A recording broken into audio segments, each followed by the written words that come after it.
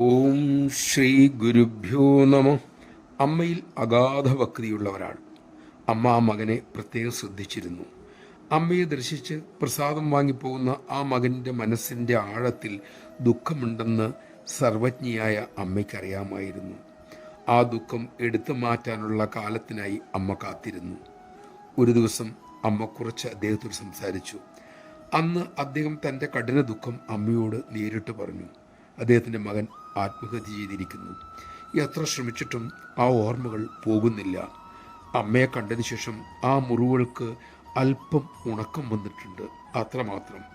അമ്മ കരുണയോടെ പറഞ്ഞു, മോനെ, കഴിഞ്ഞ അനുഭവങ്ങൾ ക്യാൻസൽ ചെയ്ത ചെക്ക് പോലെയാണ്. അതേക്കുറിച്ച് ചിന്തിക്കണ്ട.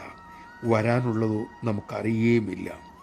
ഇപ്പോൾ ഈ നിമിഷം പ്രേമസ്വരൂപനായ ഭഗവാനെ സ്മരിക്കണം, സേവിക്കണം.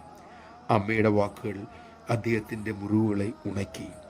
അമ്മയുടെ അമൃതവചനങ്ങൾ ജീവാമൃതമായി മാറുകയും ചെയ്തു.